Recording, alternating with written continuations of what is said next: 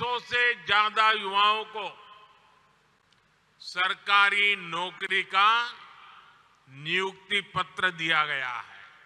यहां अलग अलग समाज के लोग, अलग अलग धर्म को मानने वाले लोग एक साथ रहते हैं, अनेक पीढ़ियों से रहते हैं। जब बार बार बीजेपी की सरकार चुनते हैं तो इसका संदेश पूरे देश को जाता है।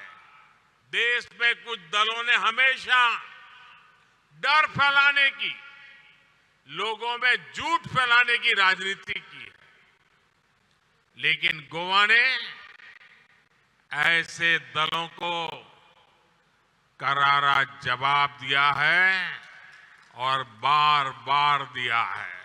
मैं बार बार कहता हूं कि सेचुरेशन ही सच्चा सेक्युलरिज्म है। यही सेचुरेशन गोवा को, देश को मोदी की गारंटी है। हमारा प्रयास है कि गोवा के अंदरूनी इलाकों में इको टूरिज्म को बढ़ावा मिले। इसका फायदा सीधे उन इलाकों में रहने वाले लोगों को होगा।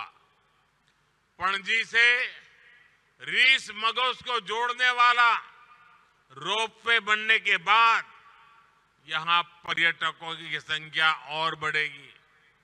हमारी सरकार गोवा को एक बड़े एजुकेशन हब के रूप में प्रमोट कर रही है। हमारी सरकार अब गोवा को एक नए प्रकार के टूरिस्ट डेस्टिनेशन के रूप में भी विकसित कर रही है। ये है कॉन्फ्रेंस टूरिज्म।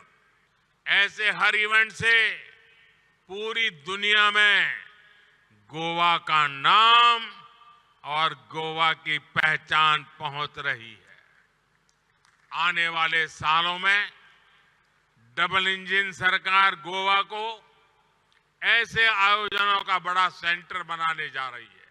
गोवा के विकास के लिए 1300 करोड़ रुपए की योजनाओं का लोकार्पण और शिलान्यास हुआ है।